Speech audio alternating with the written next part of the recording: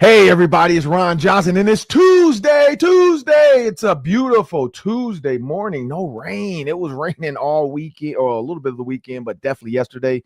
But I'm excited to be here because I got Dianna Russini, insider from Scoop City, from The Athletic. She's joining me on the Ron Johnson Show. I caught up with her at training camp, and she went viral. Everybody knows her questions towards the Vikings quarterback and what she thought about the Vikings quarterback. Well, I wanted her to really tell us what she thinks about J.J. McCarthy after watching a little bit of training camp. We have her. We also have Thayer Thomas, Vikings wide receiver, and Myles Price. It's a wide receiver bundle in the Daily 3 today, a little special edition.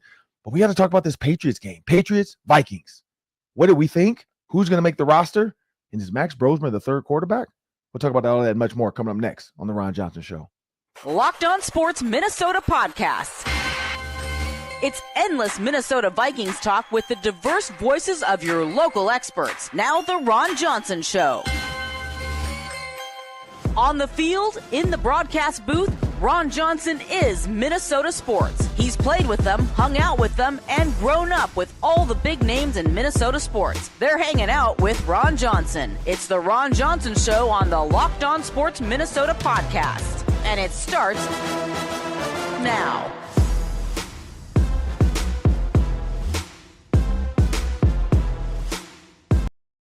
Hey, everybody, it's Ron Johnson, and this is the Ron Johnson Show on Locked On Sports Minnesota.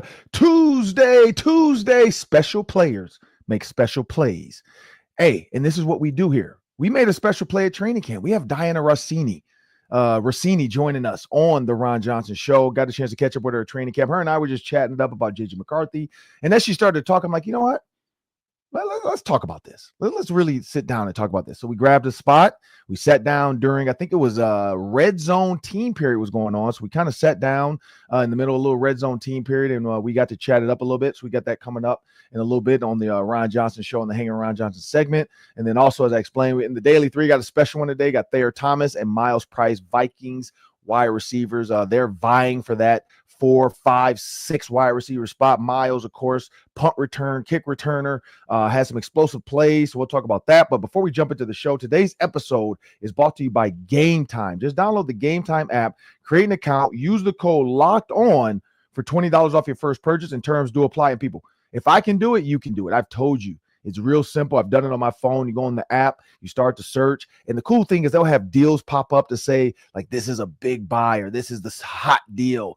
This is the one you want. This is the best deal for the seat you're getting, the best price. All that stuff is thrown right. And there's no gimmicks. It's no scam. It's just real tickets on your phone. So when you get to the event, boop, and you're right in there. And most of the stadiums now are all using phones. I mean, who doesn't use the phone for everything? Credit cards, tickets.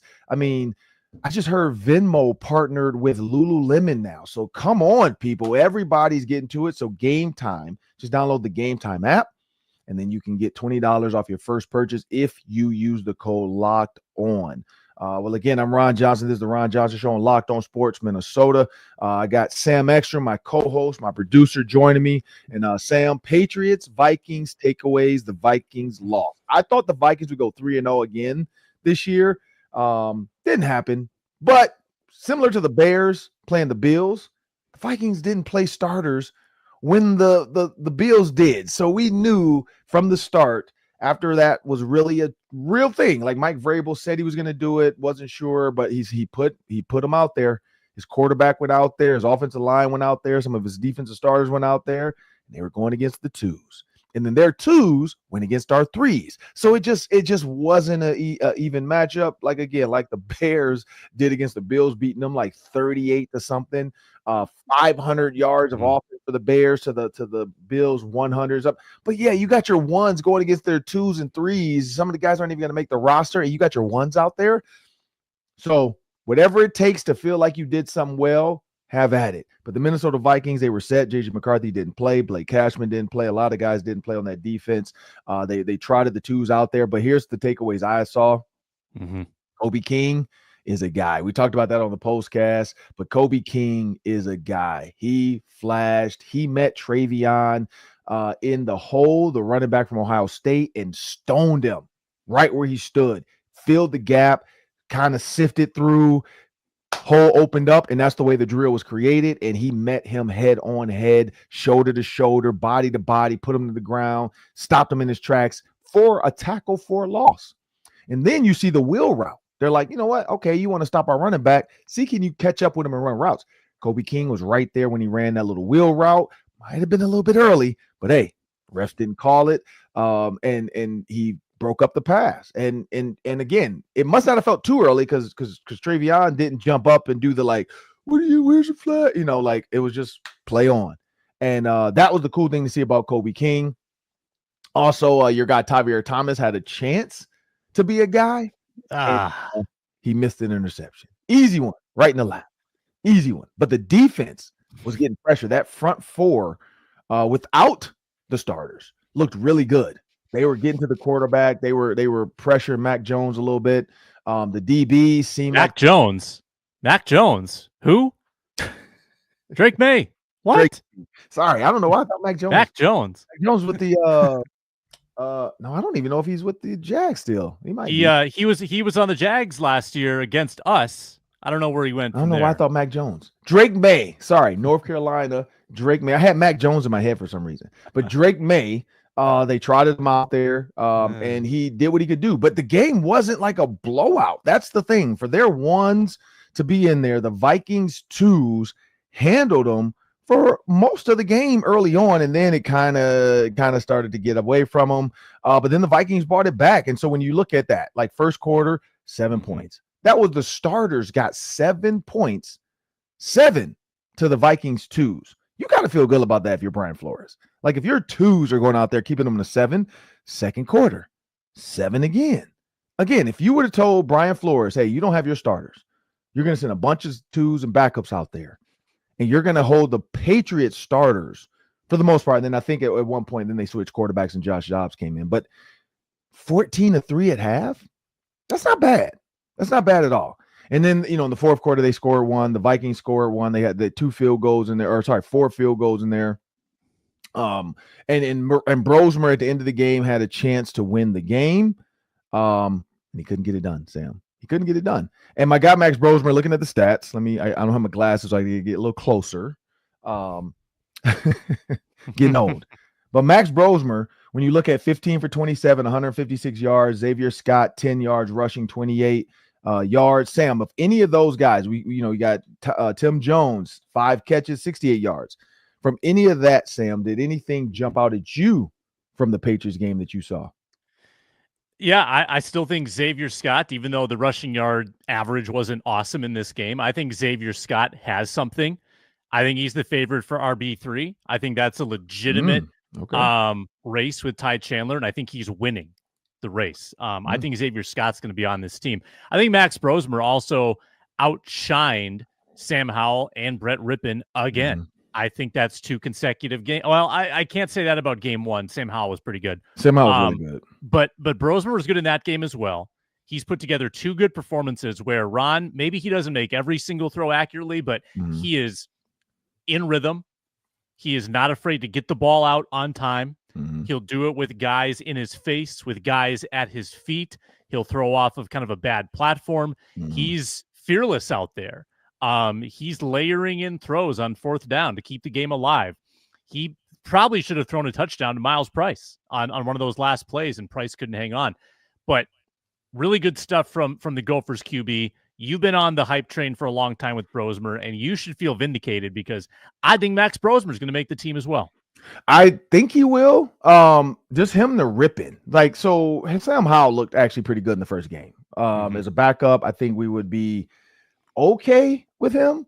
But I always go back to that. I wonder if they had tried to go after Flacco or somebody or Tannehill.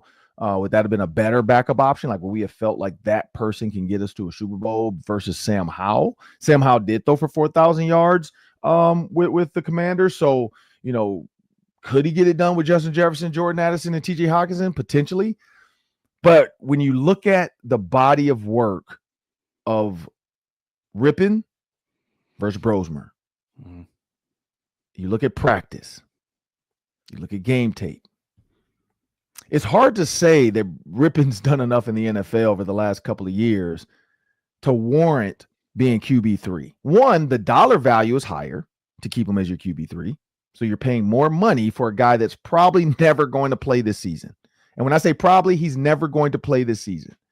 So you're putting a high dollar value on a guy that's never going to play this season. Whereas Max Brosmer has a lower dollar value, and he's not going to play the season, and he can hold a clipboard. He's going to watch film. He's going to be a great practice squad guy to throw the ball around, to the ones when the scout quarterback is out there. What better guy to scout the opposing quarterback, to give the mannerisms of the opposing quarterback, than a guy that's already watched all the film for the preseason? He's watched every team and scouted every team, and he's moved on to week 1 and 2. I guarantee Max Brosmer moved on to week 1 and 2. He's probably like, look, I'm already watching Bears film from last year. Mm-hmm. I'm already getting ready for the Packers. I'm ready for the Falcons. Like, Max Brosmer is like, I'm ready for this. Steelers in Dublin, and then the Browns out there too, and wherever they are. I forgot where that one is. Overseas. Is that Ireland? No, Ireland is the Steelers, and then Ireland, London, Steelers. London or is the UK. That's the Browns game. Yep. So when you think about that, when you think about Max Brosmer, I guarantee he's probably watched film already on some of those. Like, I want to be able to help out JJ McCarthy however I can. That's kind of an easier answer. And what Rippin ceiling is. Like, where Rippin can be. Like, this is where Rippin ceiling is. He's probably already met it. Max Brosmer has no ceiling right now. You don't know what you're going to get. He's a rookie. He's a rookie that was at a small college that went to the University of Minnesota, got put into a Power 5 situation, did well, played well against Michigan. Michigan beat Ohio State. Max Brosmer almost beat them if the referee didn't cheat. If the referee didn't say the pane of glass was broken on an onside kick. Are you kidding me? Pane of glass broken on an onside kick? If the pane of glass wasn't broken on an onside kick, maybe Max Brosmer drives down and does nothing but tie the game up. Maybe he scores a touchdown. We'll never know because the referee said a pane of glass got broken by a kneecap. A kneecap broke the line. Who is watching that tough unless you're Jim Harbaugh and you're telling them like, hey, man, I bet on this game. You cannot mess this up. I got Michigan winning this. You cannot mess this up. And then all of a sudden Michigan gets hit with a $20 million fine. But come on now. Like, Max Brosmer. Connor Stallions was involved somehow. I don't know how, but he was. Somehow. He threw his phone in the pond, I saw. They said, where's all the game tape? Oh, it's in the bottom of the pond. So the bodies and the tape are buried. He said, I threw my phone in the pond. He claimed he threw it in the pond because he was getting phone calls from people. I would have just turned my phone off. Like, why am I going to throw this in the pond? I'm going to just turn it off. Then I'm going to go to Verizon the next day, and I'm going to say, hey, can you give me a new number? I'm not throwing this in the pond. Like, are you serious? Like, no, I'm not throwing my iPhone in the pond. Heck no. Like, I am taking this with me. This thing is like $1,000, $1,400. No. So the throwing in the pond, that's to delete evidence. You don't throw your phone in the pond because you're getting phone calls and death threats. It's called the off button. And then it's called go to Verizon and change your number the next day. And here's the thing. I'm old. I still like to go into the stores. Now you could just call Verizon, say, hey, I want a new number. And then they say, okay, log in, do all this. Boo, boo. You got a new number now. SIM cards change. Like, come on, Connor Stallions. But anyway, this is not the Connor Stallion show. It's not the Michigan show. But Max Brosmer's ceiling, the Vikings don't know it. Like, he might be in 2 years a true backup to JJ McCarthy. Sounds like Jim Sorgi out of the Big Ten, out of Wisconsin, sat behind Peyton Manning for years, just held a clipboard. Peyton Manning was one of the healthiest quarterbacks to play the game. So Jim Sorgi just had to do what he had to do in practice, which is watch film, understand the concepts, help out Peyton Manning, help him get ready for the week. I think Max Brosmer could do that. And if something were to happen in 2 to 3 years, hamstring, knee, soreness, I think Max Brosmer in 2 to 3 years could lead the Minnesota Vikings to at least a couple wins and until JJ McCarthy's back. So I like his ceiling compared to Rippin's ceiling. Not saying Rippin's not a NFL quarterback because he's been that. But I think Max Brosmer's ceiling, we don't know it. So you take the known for the unknown. The known has a dollar amount that's higher. The unknown has a lower dollar amount with you don't know where that ceiling can go. And sorry for the people that are not watching us on YouTube. You have no idea what I'm doing with my hands, but I'm giving very good hand gestures right now. I was doing the ceiling jar dollar amount. ladder deal. So just make sure you guys download download YouTube on your phone. It's super simple. It's free. And then you search Locked On Sports Minnesota and you hit subscribe. Your account, whatever's tied into your Apple ID, will just subscribe right to your YouTube account, right to your phone. No longer do you have to type in email addresses like your old school and all that from like the 90s and the 2000s. Now everything's tied to your Apple ID. You just boop, and then you probably do a little face unlock thing, and then you're subscribed and your email address is connected to YouTube now. But now whenever we have a show or a cool video, you can watch it right there. Because I know you want to see these Vikings players. You want to see Dianna Russini. And speaking of that, before we get to Dianna Russini, Sam, last before we get out of here, Patriots, Vikings, we talked about wide receiver depth. We talked about the quarterback. Are you worried about the receiver depth? And I will say this, take into account the injuries. So yes, we have to do that. Well, did you hear O'Connell yesterday on Naylor? That did not sound like a man week to week. Confident about his status. And then he got asked about surgery and he kind of balked and he hemmed and hawed and maybe he was caught off guard. So maybe that's in play. That freaked me out a little bit. I mean, you hear the word surgery, whether it's confirmed or not, start thinking about PUP list for Naylor. So now we've got Felton as the wide receiver 2. Lucky Jackson, wide receiver 3, and who knows about wide receiver 4 with Addison out. So yeah, I am concerned, Ron. And I was pumping up the Adam Thielen trade rumors yesterday. I don't know if it's realistic, but see what you could get for Thielen, bring back Brandon Powell. You got a couple former Viking options here to round out that receiver room. I'm worried. Are you worried? A little bit. Like, for it to be if it was a hamstring, again, Justin Jefferson 2.5 weeks, 3 weeks, and he's back already. He's starting practice this week. So that's a good sign that he's going to be eased back into practice this week, and he's going to be out there running around. Hopefully, just take it easy. Just relax. You got 3 more weeks before you actually have to play a game, so relax. I think part of it, too, with the hamstring is you're not running as much. They want to make sure his conditioning is ready to go for week 1. Jalen Naylor, he did mention Jalen can run. He's like, he'll be in conditioned. Can he catch a ball?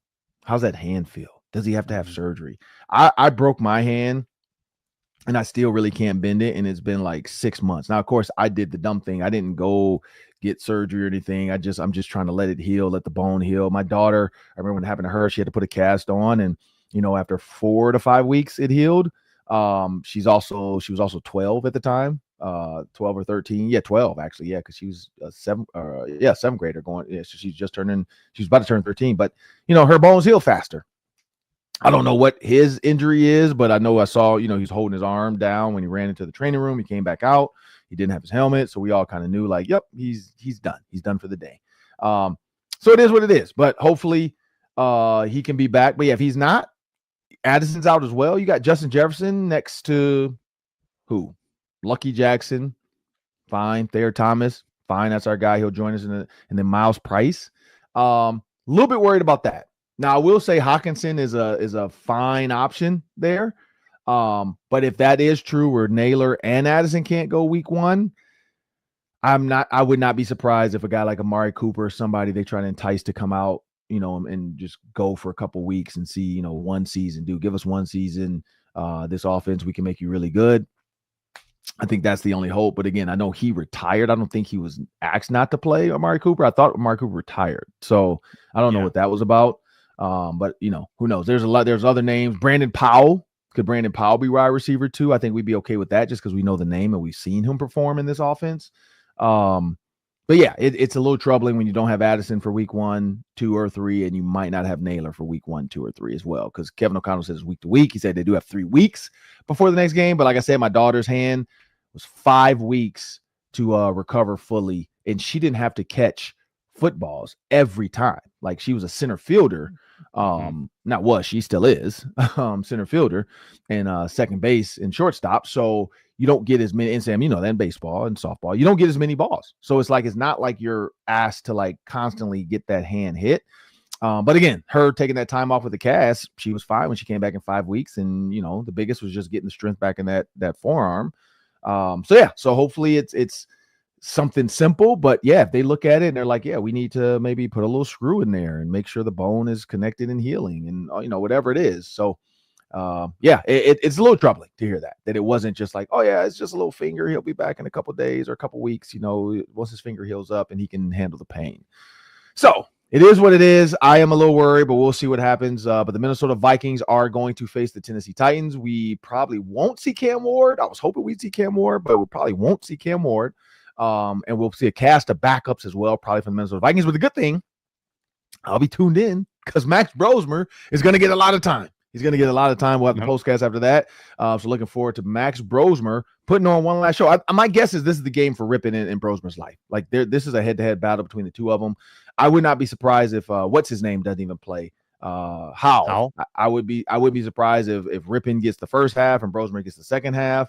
Or, and this is where Kevin O'Connor, if they're smart and they really want to see those two against top talent and with top talent, I would split series like I was a college coach. I would maybe have Rippon go 2 series, then Brosmer go 2 series. Rippon go, because I know you want to get them lathered up and in a rhythm, so maybe you don't want to do that. But also, do you want to give them both opportunities with the higher line, and then do you want to both give them opportunities with the lower line? Or hey, you're both going to split the first half, and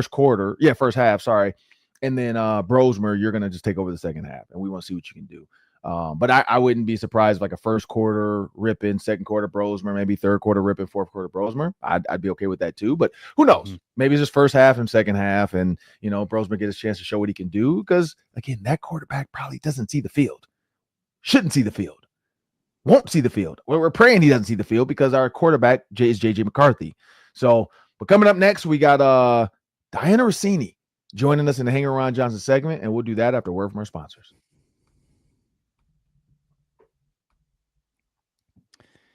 And Game Time brings us today's show. Game Time is the stress-free way to get into live events, whether it's live music, live sports, theater. You want to make memories at those events. You don't want to be stressed.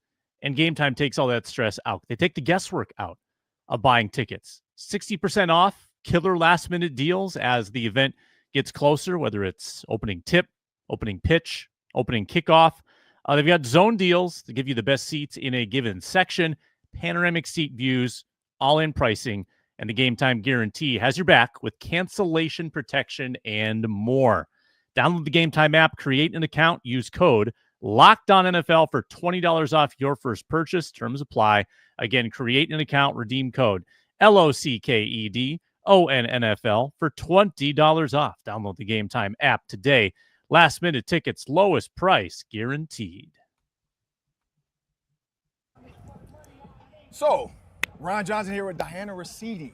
And for all of you guys know, Minnesota fans, you guys have heard her podcast, which is Scoop City. So Scoop City, and she made some comments about JJ McCarthy, but I had to talk to her about this because I don't know if you got a chance to elaborate, because when you see stuff on social media, I kind of went to the episode to watch more of it.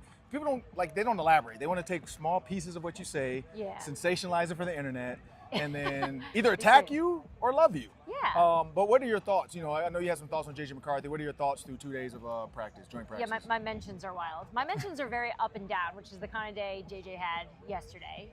I saw some good things, I saw some troubling things, and then today's a different day. JJ's putting together a really good offense against a very good New England defense. So, look, I think the point I've been trying to make that maybe misheard or understood at times is just I'm more about the patience for the Vikings fans than I'm not criticizing the quarterback who just threw a pick. And everybody's team celebrating. And everyone's celebrating. Yeah. That's the noise you're hearing.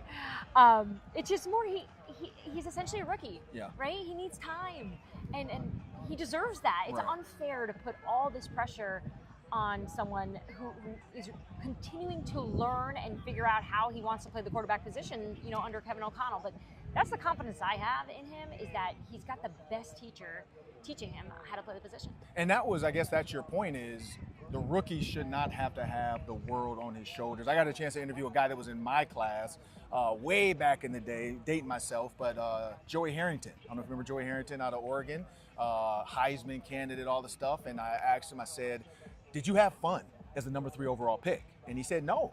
He said, I was under a lot of pressure going to Detroit. I'm from Detroit, so I know the pressure of being in Detroit. He did not have a Dan Campbell. I don't even remember who his coach was in 2002 for the Detroit Lions. But it wasn't a great situation for a top pick at that time for him to go there. Jared Goff, blessed with a better situation. But he said he didn't have fun. He said he had more fun with the Falcons as a backup because he got to actually just enjoy football. And there's a ton of pressure here for J.J. McCarthy with the Minnesota Vikings after what Sam Darnold did. So is that kind of why you're saying temper the expectations? And it's an organization that made a decision that they want to ride with J.J. Yeah. Without knowing anything except what they saw in the preseason last year and taking that gamble because they believe in him that strongly. And just to see the development of him, that's what I'm looking forward to seeing over the next few weeks and even during the season. I recently was in Denver talking to Bo Nix about how different that first year is to your second year and how everything just slows down and you have this ability to really comprehend not just what you're doing, but why you're doing it. JJ needs that time. He needs those reps. And I think, look, this is a different conversation after Halloween. Like, but then, like, let's reassess where he's at and how much they're giving him, how much Kevin's developing him. But for right now, I understand everyone should be optimistic. I'm just saying, be a little patient. And let's take it to the step into the life of Dianna Russini. So we met a long time ago at US Bank Stadium. Little kids we were. Early on. I think you had just got engaged. I did. I remember the blue dress because I have a picture of it. Not like I have a great memory, but I have a picture of it. I do remember that dress. And so the first thing I remember is just like congratulating you because you've been doing a great job, and I don't think a lot of people get credit for the job they do and how hard this business is to stay on top of football, stay on top of all the teams. But when you think about your life in this sport, the evolution of ESPN to Scoop City to The Athletic and everything, like what does that look like for Dianna Russini? Oh man, I love what I do, and I want that to come across, whether I'm at ESPN or at The Athletic, no matter what I'm doing, whether I'm sitting here with you, I always just want people to get, I love it. And I hope that comes off that way.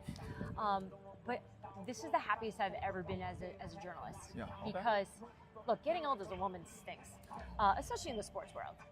But the value of getting older is the knowledge that you gain. Right. And I've seen it all. I've covered every kind of story you can imagine. And I'm lucky and very fortunate that I've got tons of people in football who have kind of been with me along the way, and they've grown as coaches and players as I've grown as a journalist. And so I have this great kind of group of, it's like a board really, of NFL experts that always help me as I'm continuing to, be the best at this. And then I still have a long ways to go, but I'm trying. And honestly, like, getting scoops, getting coaches to trust you, getting players to tell you stuff without you maybe leaking it that they gave it to you. Or maybe, they don't. How hard is that to like have something you're holding on to and you're like, I just want to wait because I don't want to ruin this relationship? Have you met me? It's so hard. It's a part of the hardest thing to do is get told something that is gigantic.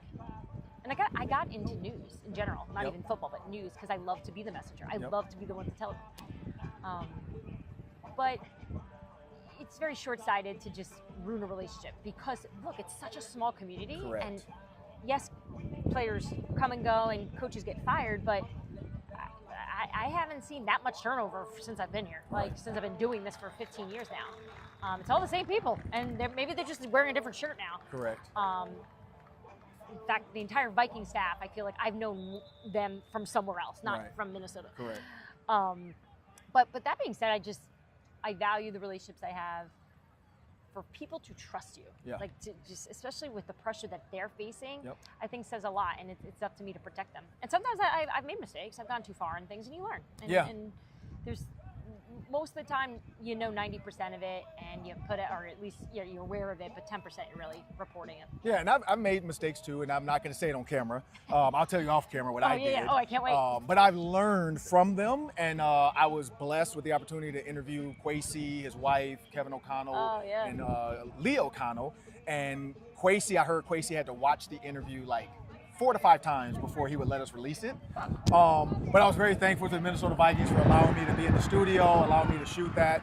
That's cool. Because I, as a father and a husband, I understand, like, because my wife went to the Olympics, and so I was on both sides. I was the football player that played in the NFL, but I also had a wife that was in the Olympics, and so I've seen both sides of the stories not being told. And when Kwesi's wife started telling me some stuff he had did, and then Kevin's wife, and I'm like, can we put this out there?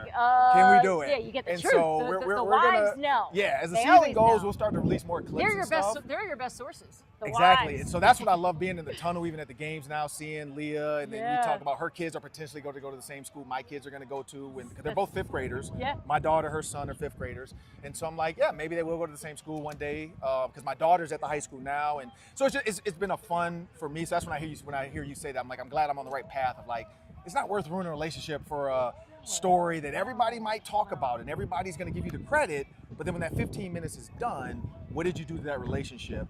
And I think that's the tough look, thing. Most of the men in football understand you have a job to do. Correct. They may not like it that you know, but they understand it. And I feel like I've been able to climb the ladder, so to speak, in this industry because of that element of respect. They may not like me all the time, but they respect it, you know, and if you're willing to do the work, and I try to be as transparent as possible. I don't like doing the back door of just someone tells me something and then boom, now I'm on television or Right. writing about it. Yep.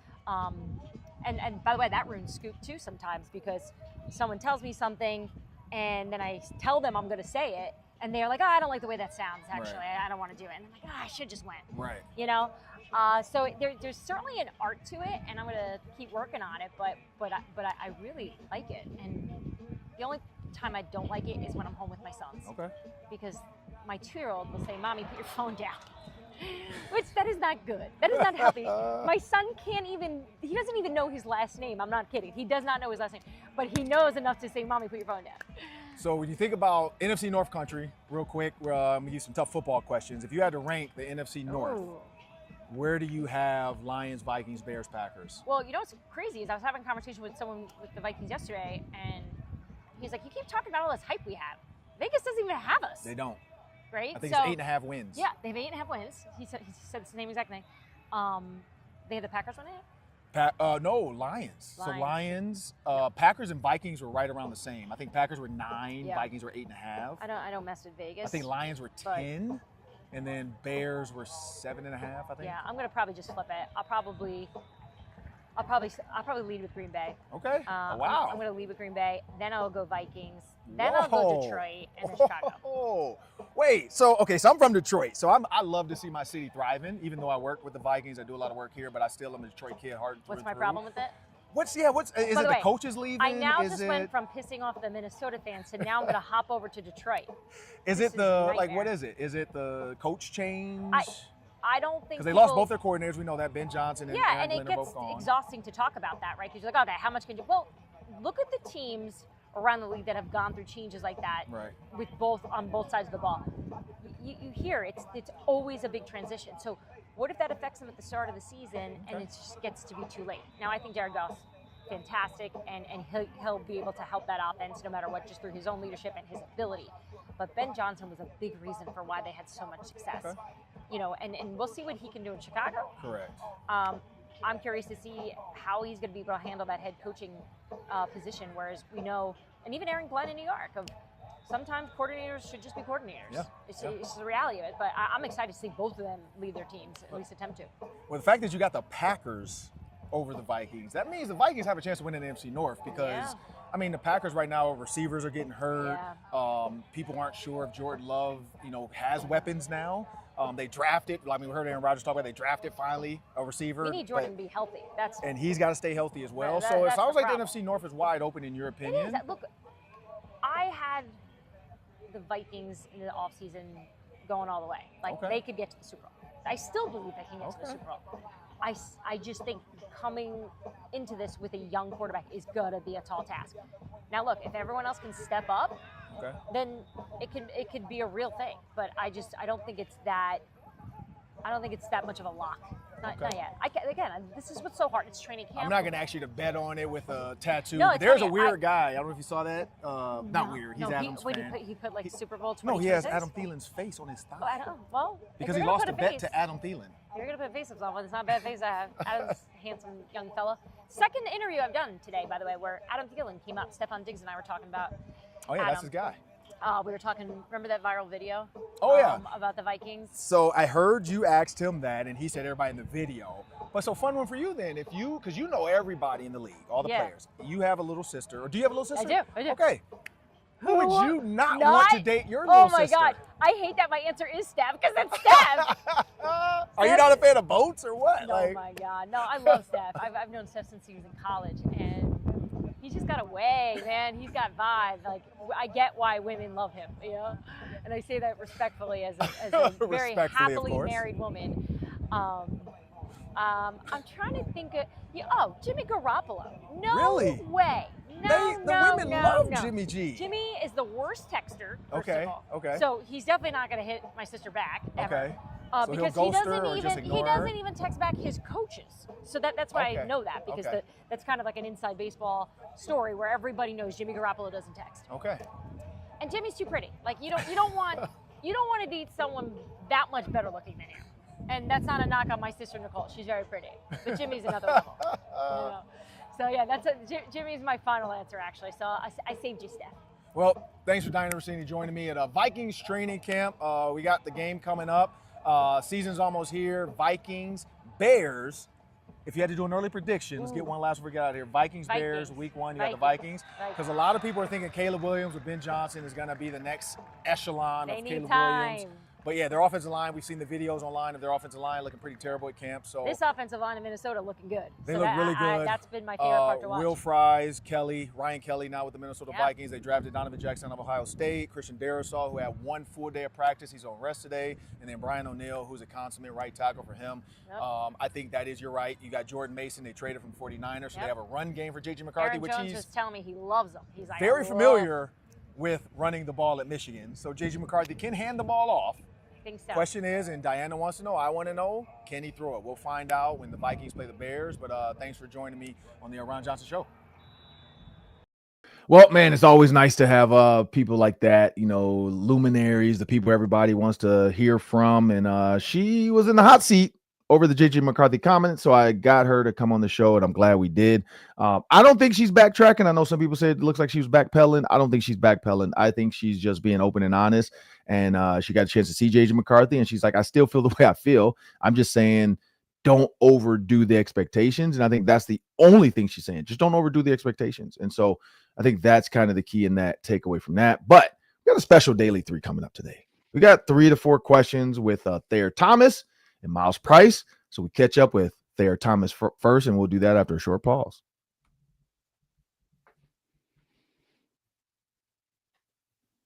Ron Johnson here with Thayer Thomas, finally getting to connect in person. I don't know why I didn't try to reach out to you before. Like, I've been at camp like every day. So I was on K-Fan earlier today, man, talking on the radio, and the first thing I noticed is that you got to run with the one in the slot. So, one, did the pace of play feel any different, or were you already ready for that moment?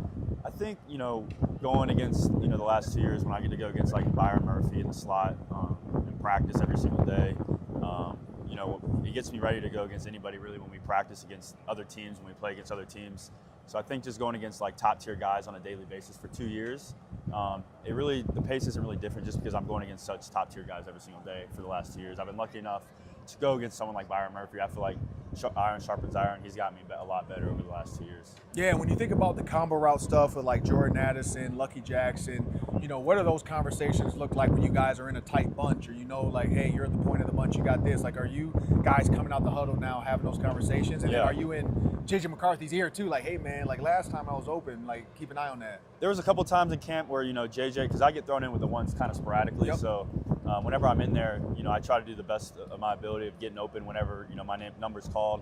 And there's been times he might have not seen me, he may have seen me, but the one thing he does notice is that I try to get open every single time. I work the route, I do whatever I got to do, and a couple practices ago, I was throwing with the ones again, and the ball started to find me. And he just took acknowledge to that. He was like, hey, man, it was awesome to see like the ball kind of finding you finally. And going back to what you were saying with the bunches and stuff, this offense is very diverse and complex. And so when you're in those bunches with those guys, you're communicating coverage, you're communicating your jobs on the fly, so you're on the same page. So there's a bunch of conversations going on within 10 seconds where you're getting information that you need to execute the play properly. Yeah, and looking at executing the play properly, early on yesterday it looked like their coverages, because I know they were doing a lot of cover 2 switching to 4. I know they were doing a lot of drop safety where they were going back into like a weird looking 3. Like they had some different coverages, with the Patriots. Today it looked like you guys kind of figured it out a little bit. I saw a bunch of deep balls. I saw a lot of corner routes. I saw JJ getting the ball out of his hands quick and on time. Did you guys have some film study yesterday that kind of prepared you for today? Yeah, I mean, I think, you kind of go back and look at what they did yesterday, especially on third downs. They're challenging us. They're playing a lot of man-to-man quarters. The one thing I would say is going against our defense really prepares us with, very different looks because they're so crazy with what they do. So when we go against a team like this, it's kind of honestly a lot easier. Okay. Because our defense is so complex. We're going against it every single day. So it's a lot easier to go against a defense that's not our defense so we can play a little bit faster. Yeah, and last one, man, most likely in this upcoming game against the Patriots and then, the third preseason game, you're going to be out there a lot. What are your short-term goals when you think hey, you are going to be in with some of the 1s, you are probably going to stay in with the 2s, and, you got to put your best, because I think Keenan McCarthy kind of said, 5 receivers, maybe special team 6. Are you getting with Coach Hatt and are you saying hey, Coach, use me as a gunner, use me as a punt returner, use me, are you in those special teams meetings? 100%. You gotta show value in all different facets of the game. I think my biggest thing is show up on special teams, all 4 phases. Yep. And then show up in the run game. As a receiver, they look for guys that can block and know what you're doing, know your job, know your assignment, and then play fast and make plays. I can't control if the ball comes to me, but if I do those 2 things, the rest will take care of itself. And what's your short-term goal looking at? You've seen the Patriots all week now. You guys got a day off, and now you're going to go play Saturday. What are some of your short-term goals for this game? I think just make the plays that come my way. Obviously, create separation in my routes, make a few plays on special teams, and then just keep doing what I'm doing. And play hard, play physical. And I know when you came to the Minnesota Vikings, we had you on the Ron Johnson show earlier. I think we talked about the gritty.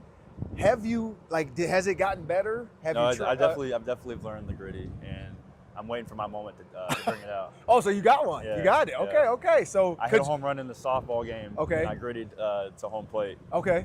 And I got Jets' approval. So. Okay. So potential preseason touchdown. Potential, gritty. Yes. Okay. All right. So you heard it here first. Potential Thayer Thomas. So I'm rooting for you now, man. On a pregame show, make sure you guys tune in to the pregame show. Hour before kickoff, Minnesota Vikings versus the New England Patriots. I always pick Kobe King. That's my guy from Detroit. From Detroit area guy, Penn State Big Ten guy. But Thayer Thomas now telling me he has a gritty in store. So I got to make sure. So by the time you guys see this, hopefully the gritty already happened. I think we're going to air this on Tuesday. So hopefully the gritty's already happened. But just know on Thursday, 2 days before the game, I'm calling the shot. I'm going to get on the pregame show and pick Thayer Thomas as my player that I'm looking forward to seeing maybe a touchdown or 2. Last one, actually, I want to ask you. I talked to Myles Price about this, man, and Max Brosmer has been getting the ball out of his hands extremely quick. He knows the offense. I talked to Max earlier today. He said he's been watching a ton of film, man. What have you seen from Max Brosmer? Because him and Brett Rippon are fighting for that, kind of third QB spot. Yeah, I mean, I think the ability for him to process information, he kind of sees it like a coach. I don't know how to explain that, but the way he sees the play, the way I feel like he goes through his reads, it's, if it's not there, he moves on really well and he flows throughout the play. Usually finds the open guy, so it's really impressive to see. And then I would just say, JJ has a really live arm. Max has a really live arm too. The ability for him, he has a really quick release, but it comes out fast. He's able to put touch on it when he needs to, but his arm speed is really elite, I feel like. Appreciate it, man. Good luck in the game Saturday. Good luck the rest of preseason, and I'm hoping you're one of those guys, because when I look at that list, man, you're climbing your way up there. So just keep working. Yes, sir. Appreciate you. He and I had Joker Phillips as our coach, so that was cool, Sam, for us to finally. It's funny, we had him on the show when he was a rookie, and he reminded me we never actually met. I kept saying hey, I'll catch up with you this day, I'll catch up with you, and for some reason I never did it. So that was kind of funny that we finally got a chance to actually meet, because he came over to me. I wasn't even thinking about getting him that day. But he came over to me and was like, man, we never got a chance to meet. And then we start talking about our coach, Joker Phillips, and XYZ. Also, I found out later, and I need to maybe get out there to practice before everything pans out.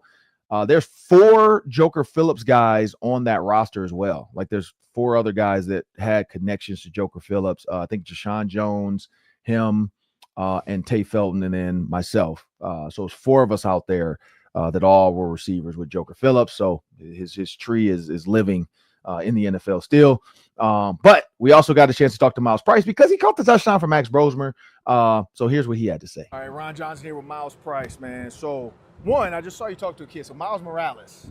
Yeah, Spider-Man. Are you are you aware of all that, the universe and all that? Yeah, okay. A little bit. I'm not big on superheroes, but growing up, that was my favorite superhero, Spider-Man. Spider-Man and Flash. I love them too. So, but have you seen the Spider Universe? Yeah. Okay. Yes. Miles Morales. I saw the little kid had the Spider-Man. My nephew joint love on. him. Love it. I mean, I'm an Avengers, Batman, Superman, MC, DC, Marvel, everything. Right. Like I'm through it all. So, but man, let's go to the game, man. So on the pregame show, we're gonna break down your touchdown. Max Brosmer, connection to you. Max was explaining the play to me a little bit. He was reading one, which is the inside route. Right. Safety jumps it. He knows you're there. Right. But you got to get there. Right. And so you got to have patience. You can't rush the route. You got to Right. get to the back end line, man. So walk me through that. Of course. Just making sure you don't rush it because you know a touchdown's coming. Right. So first, I'm keeping leverage already, and I see he's outside leverage.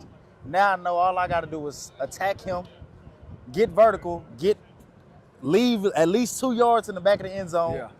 Cross face it. Really, I wouldn't even have to cross face because he's gonna widen as I attack him. So now it's just gonna be me and catching the ball. That's Right. it.